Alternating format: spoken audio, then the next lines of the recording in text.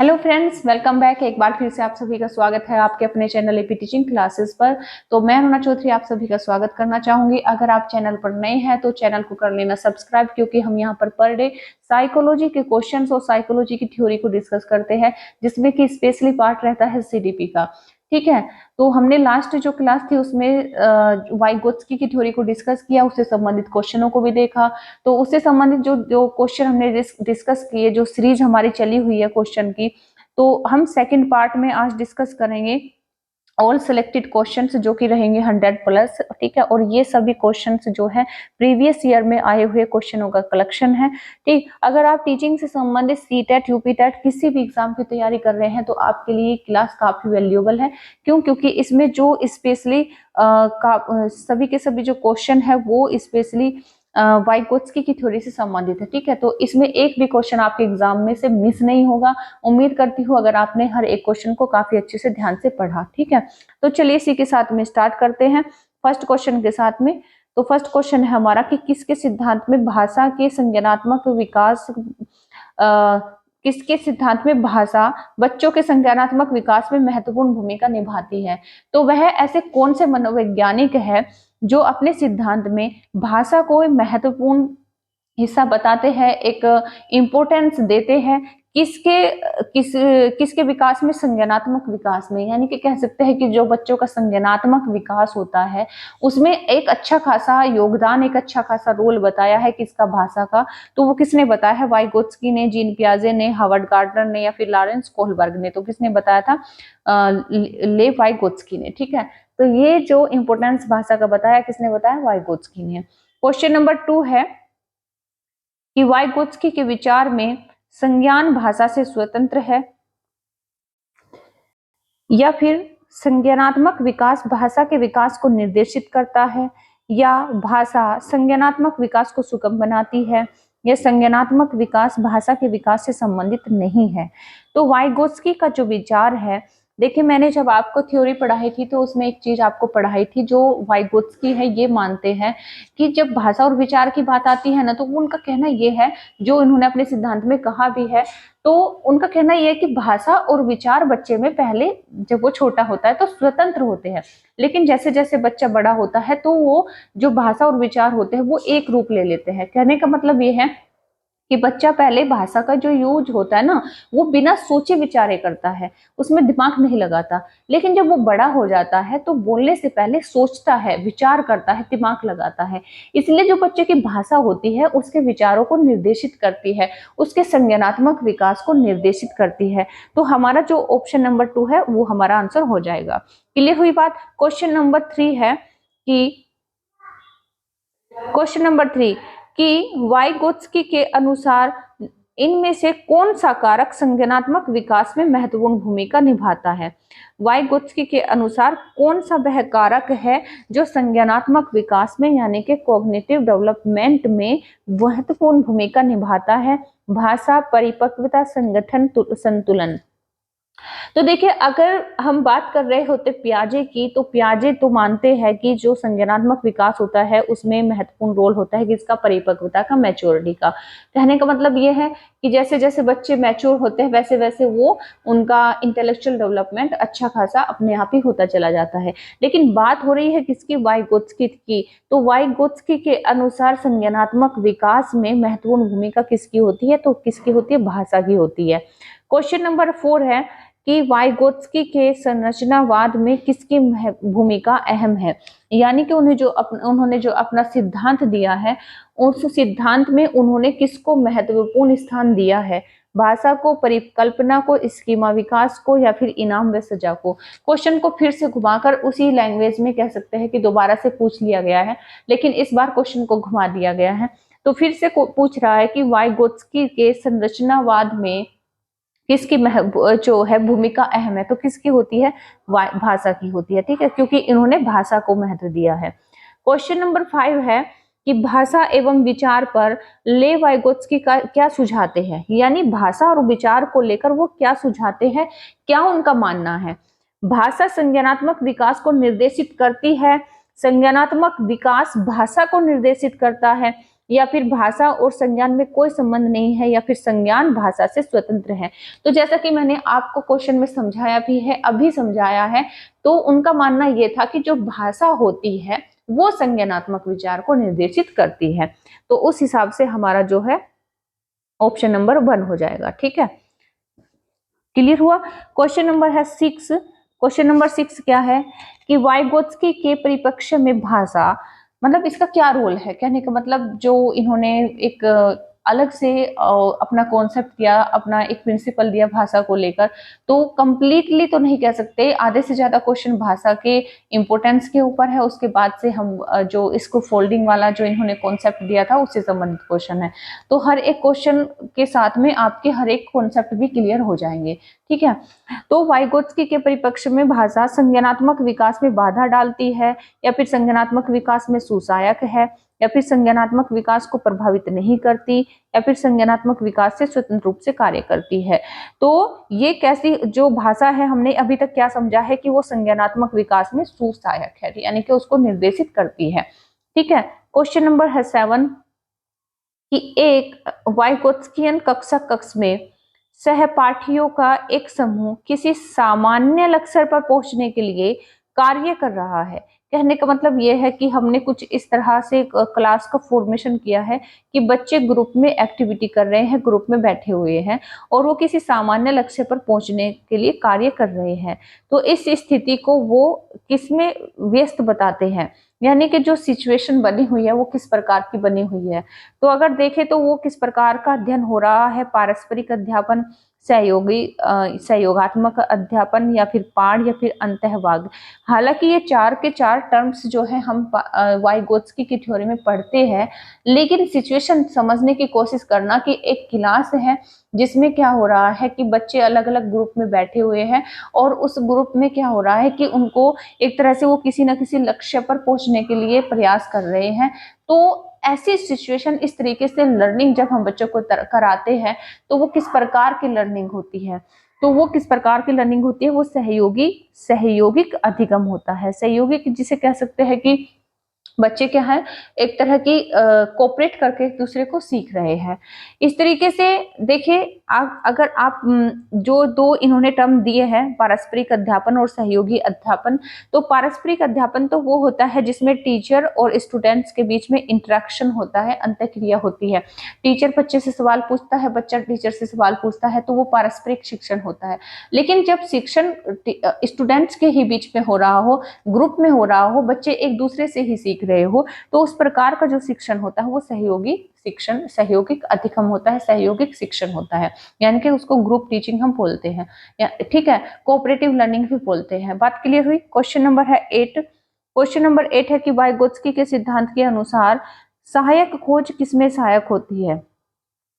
सहायक खोज किसमें सहायक है, यानी कि जो वाइगोत्स्की का सिद्धांत है उसमें हम ये देखते हैं कि बच्चे मिलजुल कर कुछ ना कुछ मतलब सर्च करते हैं एक दूसरे के सहयोग से, तो वो किसमें सहायक होती है, वो संज्ञानात्मक द्वंद्व में, सहपाठी सहयोग में, या फिर उत्प्रेरक प्रतिक्रिया में, या फिर पुनर्फलन में। तो किसमें होती है, सहयोगी सहयोग, सहपाठी सहयोग में। ठीक है, क्वेश्चन नंबर है 9 कि वाइगोत्स्की के अनुसार संयुक्त विकास यानी कि जेडपीडी के क्षेत्र को किस प्रकार बढ़ावा दिया जा सकता है।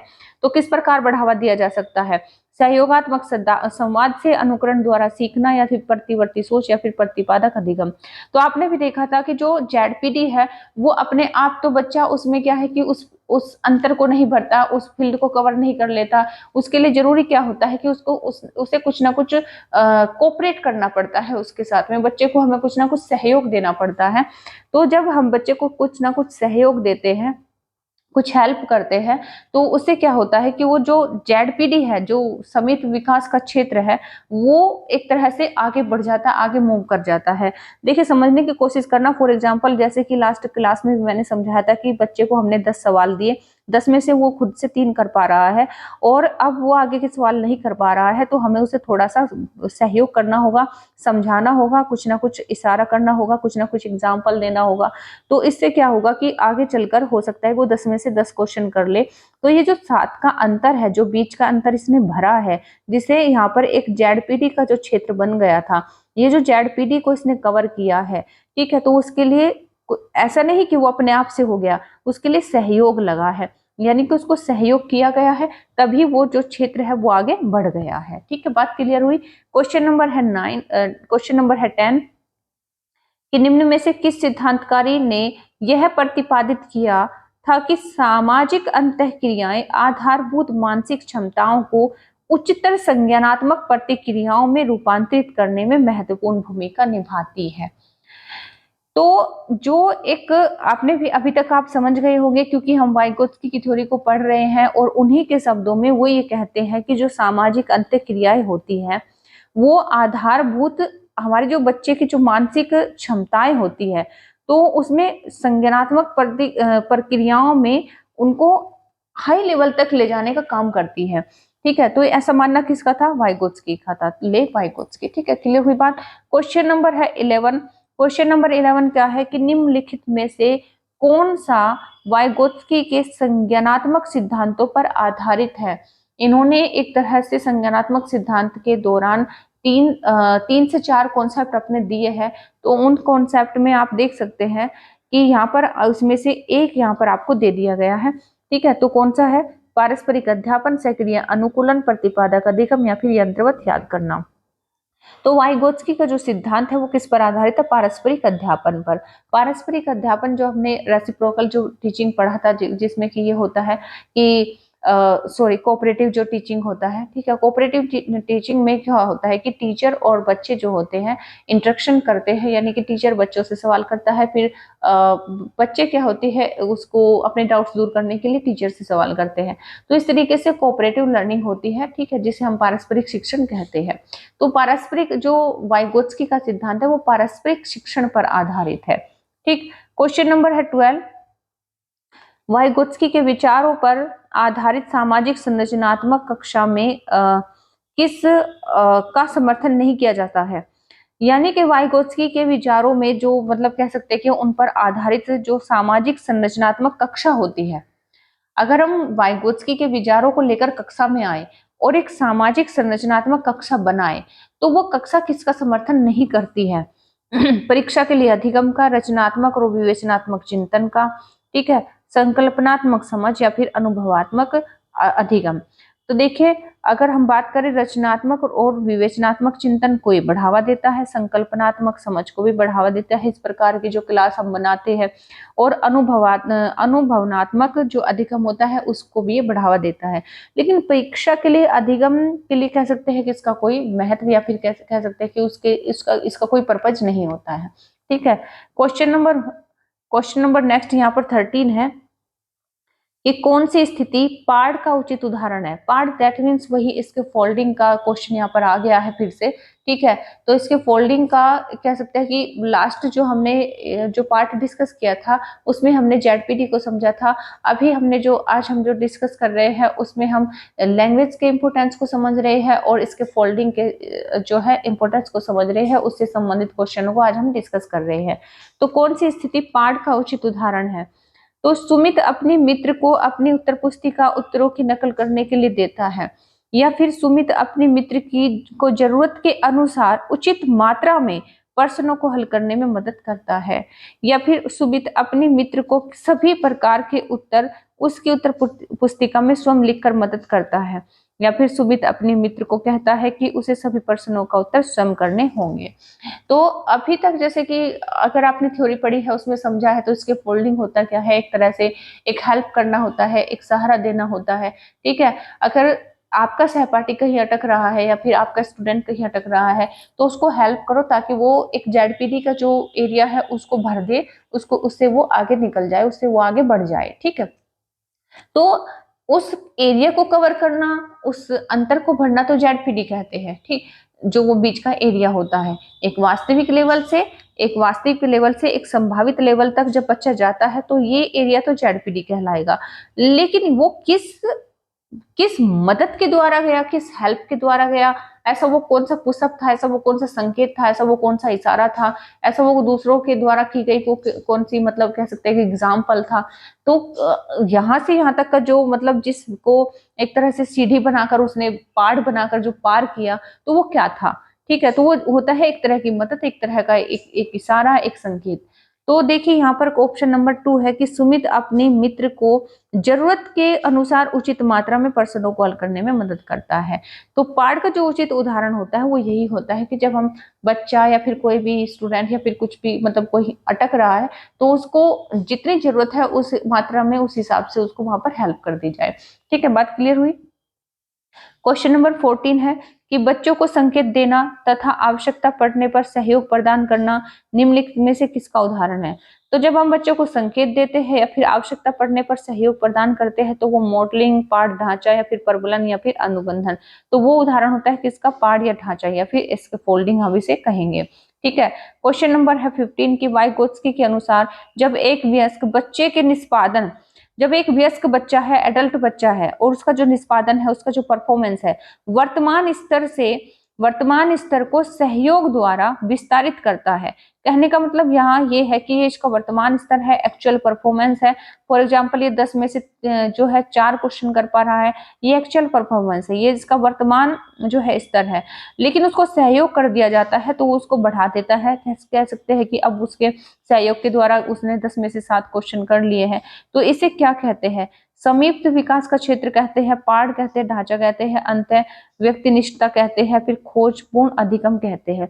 क्योंकि यहाँ पर इसको सहयोग दिया गया है। क्या दिया गया है, सहयोग किया गया है, एक हेल्प की गई है। ठीक है, तो हम उसको क्या कहेंगे, उसको कहेंगे पार्ट, यानी कि ढांचा कहेंगे या फिर इसके फोल्डिंग कहेंगे। इंग्लिश में कहे तो इसके फोल्डिंग, जो साइकोलॉजी का टर्म इसके लिए यूज किया जाता है, हम उसको वो कहेंगे। क्वेश्चन नंबर 16 है कि वाइगोत्स्की के संज्ञानात्मक विकास के सिद्धांत में, जो वाइगोत्स्की का संज्ञानात्मक का सिद्धांत है, उस सिद्धांत में इसके फोल्डिंग का अर्थ क्या है।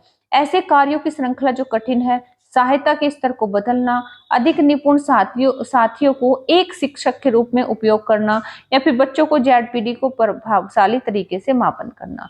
तो देखिए इसके फोल्डिंग अपने आप में अभी तक आप समझ गए होंगे कि एक तरह का जो क्या है, एक तरह की हेल्प है जो कि किसी के भी द्वारा की जा सकती है, एक निपुण साथी के द्वारा की जा सकती है।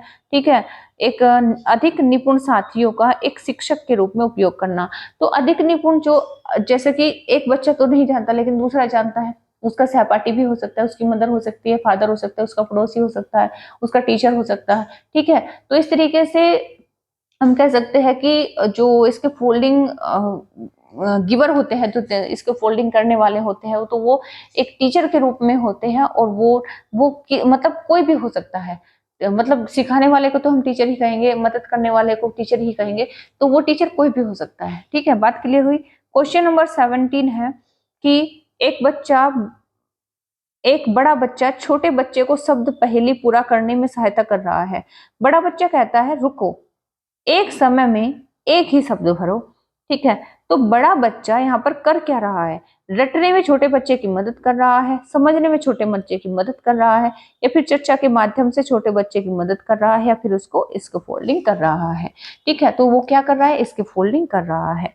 ठीक है, बात समझ गए, क्लियर हो गई होगी। क्वेश्चन नंबर 18 है कि इसके फोल्डिंग से तात्पर्य वह कार्य है जो स्वयं आसानी से कर पाता है, जो बालक आसानी से कर पाता है, या फिर मित्रों की मदद से कर पाता है, या फिर शिक्षकों की मदद से कर पाता है, या फिर स्वयं करने में असमर्थ है। तो अभी मैंने समझाया कि जो भी मदद करेगा उसको शिक्षक कहेंगे, ना कि हम उसको मित्र कहेंगे या फिर कुछ कहेंगे।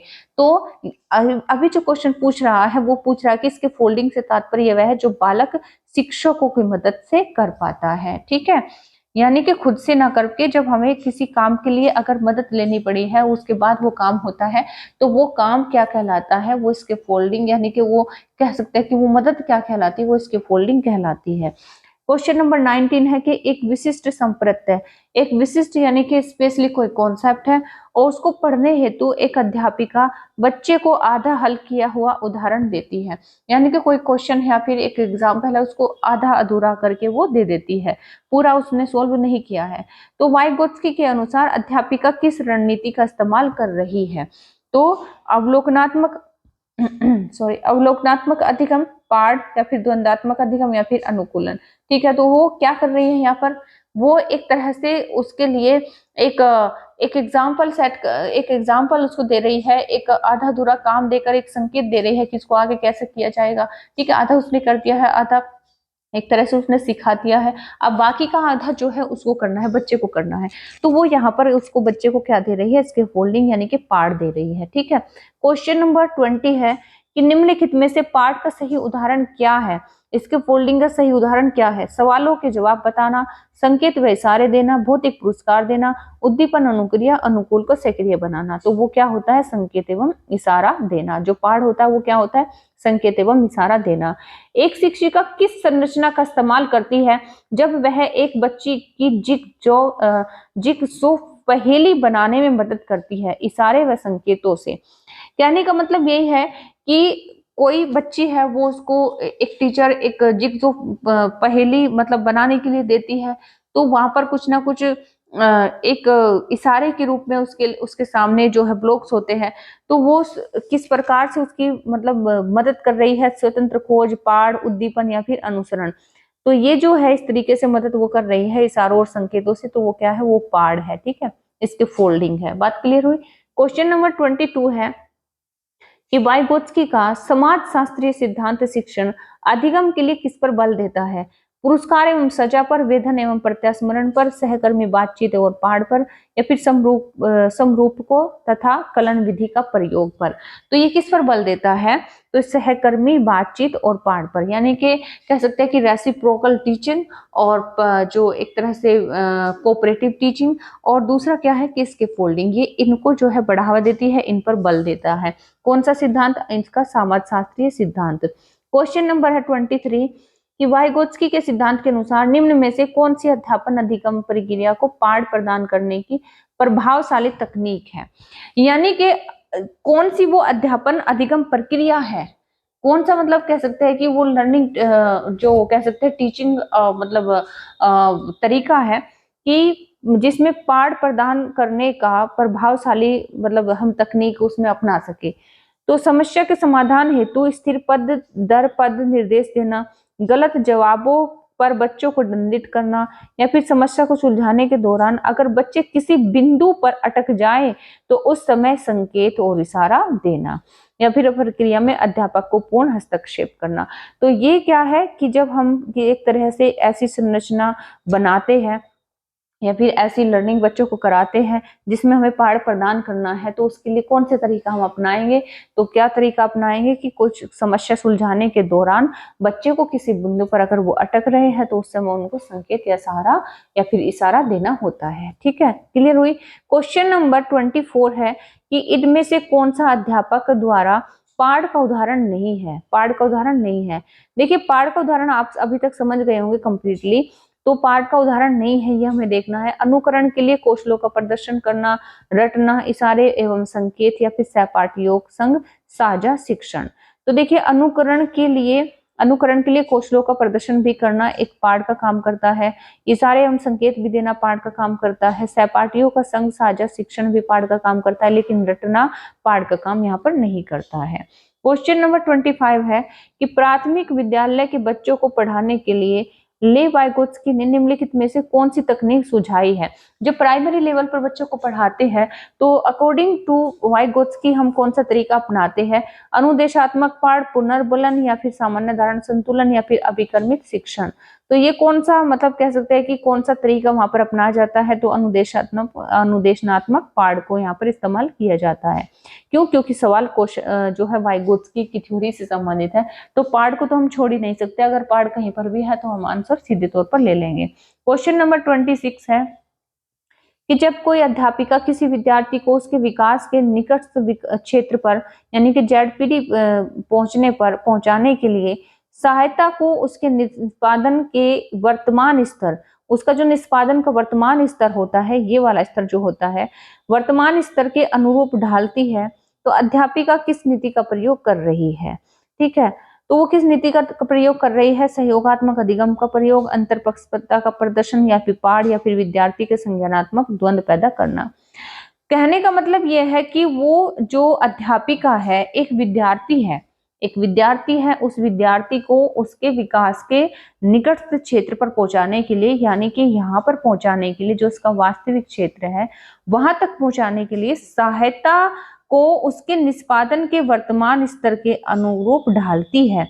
तो ये किस प्रकार का एक कह सकते हैं कि वो नीति प्रयोग कर रही है। तो वो किस प्रकार के सहयोगात्मक अधिगम का प्रयोग वो कर रही है, वो क्या कर रही है, वो उसको पाड़ दे रही है। क्या दे रही है?